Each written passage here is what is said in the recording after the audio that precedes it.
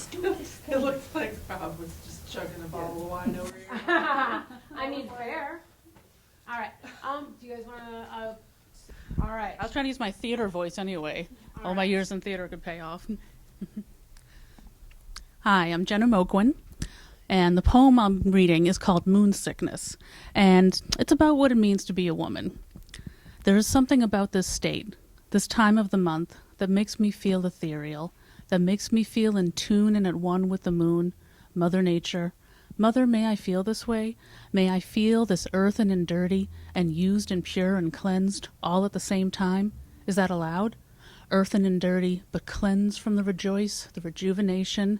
When it's all ended and over, I feel complete again, made pure for the next journey that's not letting up. It's been over 30 years, and the bloodletting is not ending anytime soon. Showing up every 24 to 28 days, blowing up between the days of normalcy in my life, the 2 to 3 weeks per month when it feels like who I'm supposed to be. And when the moon sickness comes, the blood whooshes through from the womb, makes its way through and cleanses a sacred part of me. I'm no longer myself. I'm someone else, something else, and I like it. It's like I'm something that isn't quite real. It's like play acting in a way, this thing I'll do for just these few days, and then I'll go back to normal. Then I'll be back to myself, who I'm supposed to be. Maybe even go back to being the little girl who didn't know what a period was until I was too old to live in a little girl's world. Thank you.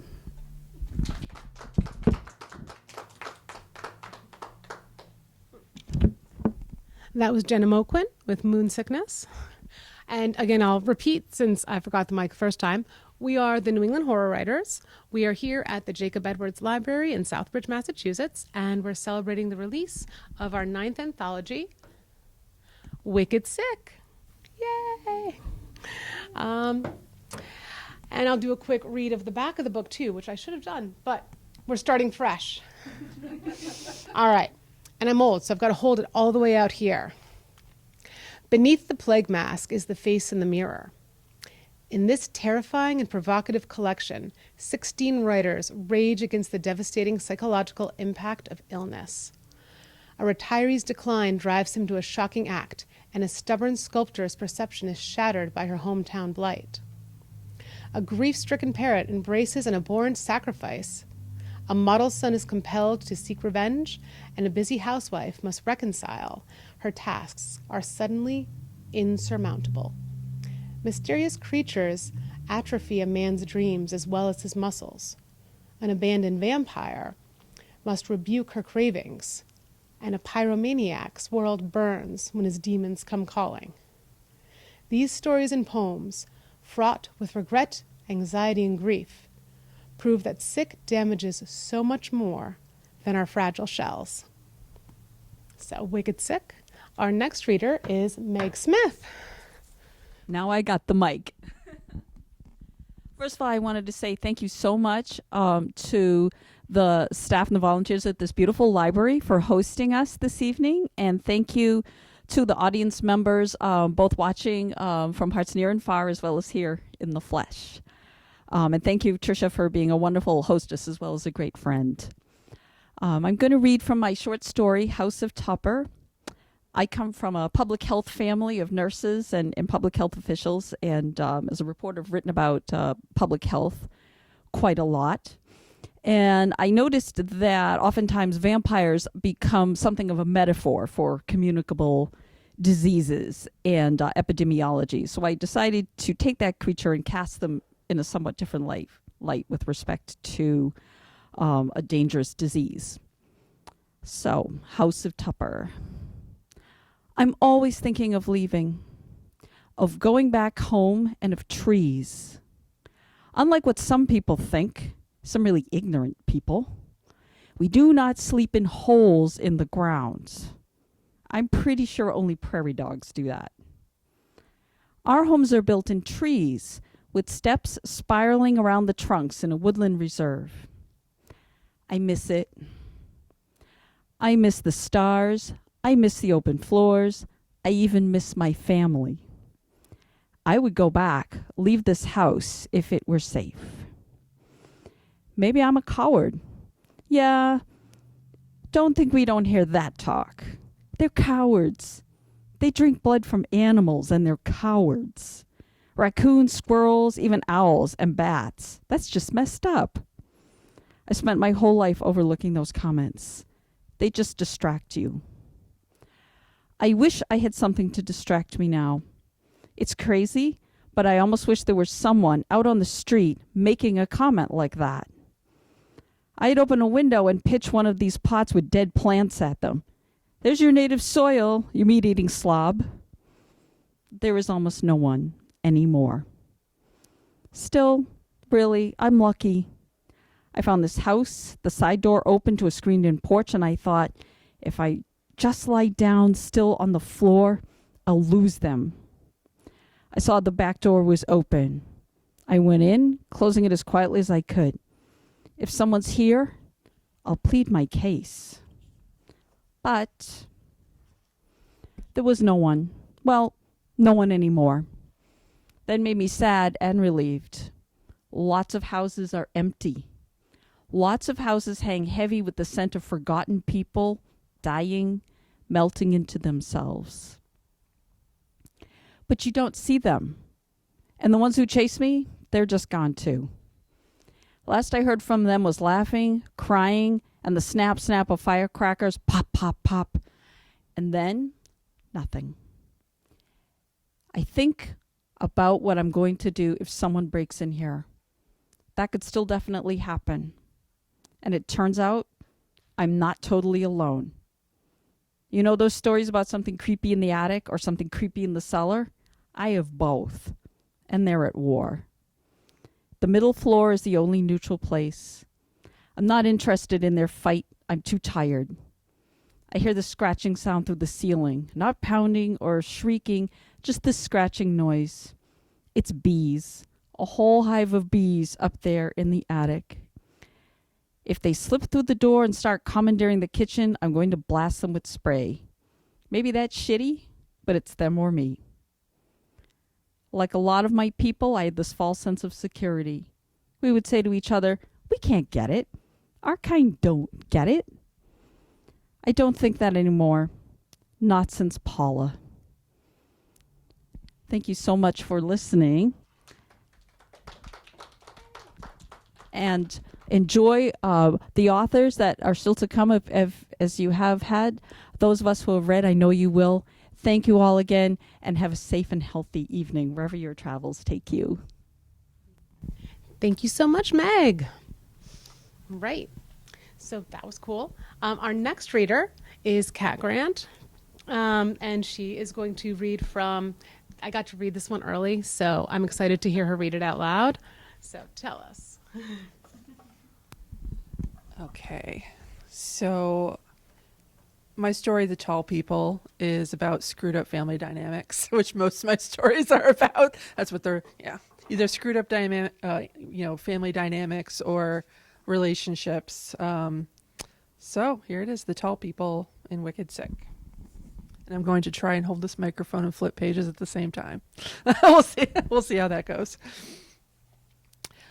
Our family cabin is not in the shadow of Mount, and I know people from Maine are going to probably tell me I'm mispronouncing this, but it's Katahdin? Mount Katahdin? I don't know. Katahdin. Thank you. Katahdin. Mount Katahdin. But in the light of a cloudless day, the shade cast by the trees looks strange. There are too many long, thin trunks with arms that shake in the wrong direction. They look like they wait for me, wondering if I can see them. I feel the hairs on my neck stand on end, and I fight the urge to turn around, to face what I know is behind me, breathing softly against my neck. Make sure the tall people can't see you. It was barely a whisper. My old man's paper-dry lips moved, gliding over teeth stained by the nicotine habit now killing him. Pop's eyes bulged almost out of his head, the sclera yellowed and laced with thin red veins. That effect on a face already losing its familiarity from illness made me slow my breathing, attempt to settle my nerves already shot from the year of waiting for him to die. I poured a glass of water from the plastic pitcher the nurse had delivered and offered it to Pops. He pushed it away, spilling it half on me, half on his hospital Johnny. I glanced over at my brother. Kevin made a patting motion in the air. Leave it, doesn't matter. I want a cigarette, Pops muttered. No can do. Kevin shook his head and smiled like it was a joke or he was scolding a toddler. Except toddlers rarely asked for cigarettes, and Pops was on his deathbed. I rolled my eyes. What would a smoking binge do to a man already riddled with cancer? Kevin was at least consistent with his bulldozing. I'd given up smoking when Pops got diagnosed. He said it was the one blessing in all of this mess, but I still had an old, dusty pack of Newports in my glove box. They'd taste terrible, but Pops was never one to complain about quality. My twin brother didn't understand. He'd never smoked. Kevin had no vices to speak of, except for always being the most annoyingly responsible person in the room. I leaned over, closer to Pops. Relax now. We can sneak you out for a cigarette soon, okay? Kevin narrowed his eyes from across the hospital bed, but said only, Do you want me to have the nurse bring you anything to make you more comfortable? No, I want you both to shut the f*** up and listen to me for once. Pop propped himself up a bit more. I almost burst out laughing. Kevin looked like Pops had slapped him. He reached over to grab the bed control paddle. Pops batted his hand away, grabbed the control, and jabbed it like a weapon at Kevin. I can do it, kid. Kevin's face reddened, just trying to help. Pops ignored the comment. Now shut up and listen. Don't let the tall people know you can see them. Pops punctuated each word by another jab in the air with the bed control. Do you hear me? He was talking about the tall people again. He used to talk to us about them as kids, as a bedtime story. Kevin would beg him not to, but Pop said he had to make sure we were prepared. He'd sit on the edge of our shared bed and tell us the stuff of nightmares, ignoring the tears on Kevin's cheeks and my wide eyes. When we were 11, Ma had stopped it, but not in time. I'd become a lifelong horror aficionado, but Kevin's nightmares had lasted until he went to college. At least, that's what he told me.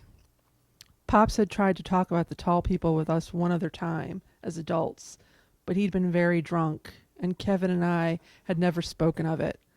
It was one of those uncomfortable moments that people bury, that get lost to the sands of time. I said, Do you hear me? Pop's eyes were wide again, bulging from his skull. I would say anything to get that look off his face. Yeah, sure, Pops, I hear you. I motioned to Kevin. We both do, okay? Pops sighed and closed his eyes. He motioned toward Kevin. Go on, you say it too. Kevin looked away and muttered, barely intelligible, under his breath, We got it, okay? Make sure they don't see you. Pops nodded, then motioned for me to lean in closer to him on the bed. Now what about that cigarette? He whispered. Avoiding Kevin's eyes, I nodded to Pops, stood and left for the nurse's station to request a wheelchair so I could take my dear father out for an evening stroll. It was a cool summer night with a bit of a breeze, and I did legitimately want to take him out for some fresh air, as though a bit of the outdoors would do a thing about the cancer ravaging his lungs and bones. The old battle axe of a nurse smiled. Such a good boy you are to your dad. You're not supposed to take him outside this late at night, but I'll give you 15 minutes. I didn't correct that I was a 50-year-old man, not a boy. I just smiled back and pushed the empty wheelchair down the hall to a room where Pops lay on his deathbed, a withered husk of a robust, gregarious man who'd raised me. The weight of the past year and losing Ma had compressed any good childhood memories from movie reels to faded sepia-tone photographs in my mind. I could hardly remember a time when Pops wasn't sick or drunk or grieving. 5 years after we lost Ma to a heart attack, Pops got his cancer diagnosis. I had no way to prove it, but Ma dying had sped up something that had been eating away at Pops. It ate and ate until Pops was unable to fight back, and that was when the cancer came. I'll stop there.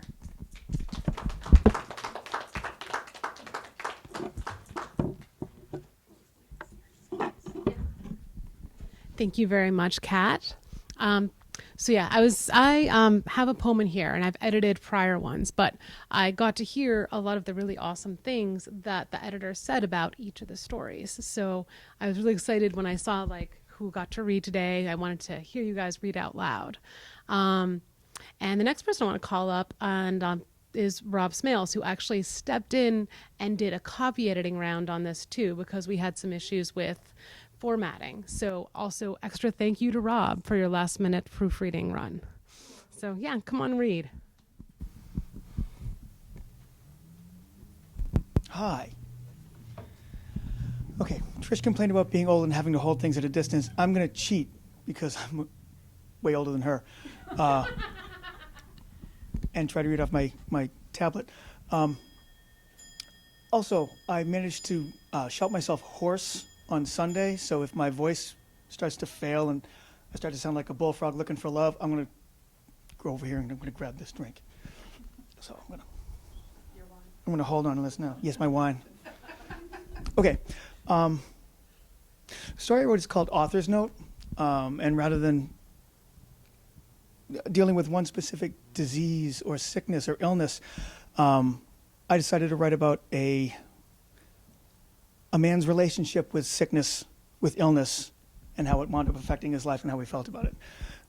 So it's the gentleman, it's Ryan telling you his story. And when we tell people our stories, we tend to tell stories from our lives. So I'm just going to give you the first story that he tells. So it's at the beginning of his dealing with illness in his life. So he says, I was 9 when Grandma died. I was happy when Mom and Dad asked me to come with them to see her. Grandma always had cookies around, better than anything Mom ever brought home from the store, on a plate, on the kitchen counter, with a big dome cover on it. Glass, so you could see them. Chewy chocolate chip, thicker than my thumbs, and with chocolate chunks as big as nickels. She said the cover was to keep them from getting too stale, but I always thought of it like some kind of burglar alarm. As try as I might, as careful as I was with my 6 and then 7 and then 8-year-old fingers, I couldn't help making the tiniest little scraping ringing sound whenever I lifted it. And Grandma always heard. It became kind of a game we played. Me, the master thief, sneaking in through all kinds of high-tech security systems. My imagination created wonders from her kitchen table and chairs, trying to steal the goods. She, the lone security guard, entrusted with defending the cookies. She always won. She always caught me. But he always let me have the cookies anyway. I hadn't seen her since Christmas, when, amidst a litter of reindeer and Santa wrapping paper and rapidly unboxed Stretch Armstrong, who always creeped my mother out, Atari 2600, at the time, the coolest thing ever, and a scattering of Star Wars and Micronauts action figures who would combine to wage battles across the landscape of my bedroom better than anything ever seen on silver screen. She'd handed me a soft, lumpy package wrapped in the Sunday Funnies. The best paper ever, because if you were careful, you could read it. It had contained a hand-knitted sweater, both hideous and huge, and made, I now understand, not only with a bizarre combination of brown and purple yarn, but with far more love than those cookies I so craved.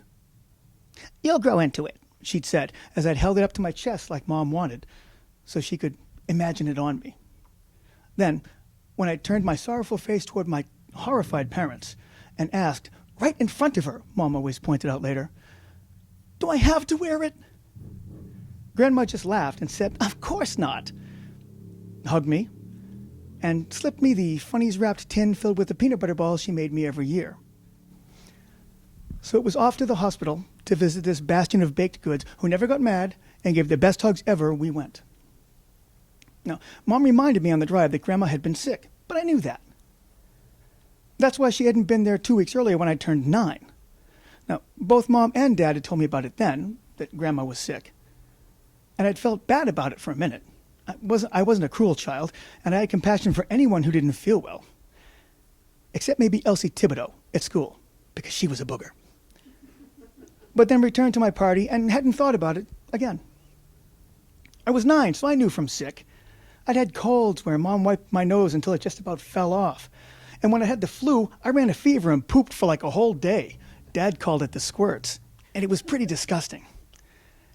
I'd even been out of school for a week with the chicken pops. I found out later in the year it was chicken pox, corrected in the schoolyard by Elsie, the booger, who teased me mercilessly with it for a month.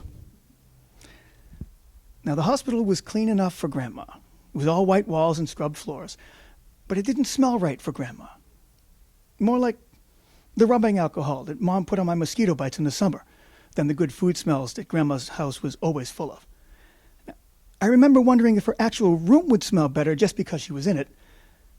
And then we were at the right door. And Mom was telling me again that she'd been sick before Dad pushed it open and ushered me inside. I remember sallow, sunken skin hanging almost unsupported from bones. I remember a domed gray head, bald and scaly like the tortoise from the cartoons. I remember eyes too huge for the face they occupied and a hard, flat slash of a mouth, while between them a grotesque plastic tube hung from one slit-like nostril. And spindly limbs and long-fingered hands with the digits splayed stretched out toward me, and a thing in the bed uttered a single whisper raspy word. My name. Ryan. It was a good thing the door behind me was still open, because I ran. That hadn't been the security guard at Grandma's Greatest Cookie Factory. Those arms had never hugged me, and those lips had never kissed me, and that thing in there had never told me, of course I didn't have to wear the hideous sweater as it slipped me a tin of peanut butter balls. I wasn't sure what kind of trick my parents had played on me or why, but that wasn't my grandma in there. It just wasn't. 2 weeks later, I think, time is particularly fluid when you're a child. Have you noticed? Flying past when you're dreading something, but moving almost backward when there's something to look forward to. But I was at her funeral, wondering why people were saying how good she looked and how lifelike, when that thing in the casket was certainly not my grandma. It was surely some doll they simply dressed up in Grandma's clothes. This was my first experience with someone being sick at the hospital. I understand now that it was cancer. Pancreatic, I think, but it's been a long time and I'm not sure. But when I was 9, all I knew was my grandma had gotten sick and stopped being my grandma, and I'd never seen her again. And years later, I go to see the movie E.T., the extraterrestrial, with some friends, uncertain just why the film made me so uncomfortable, until the scene where E.T. was sick and in the hospital, with a cannula stuck between his overlarge eyes and his lipless mouth. And that's when my stomach lurched and my bladder swelled, and I had to leave the theater before he could reach those spindly arms toward me and rasp my name. I'm going to stop there. So, it's not the happiest story in the world. Thanks, Trish.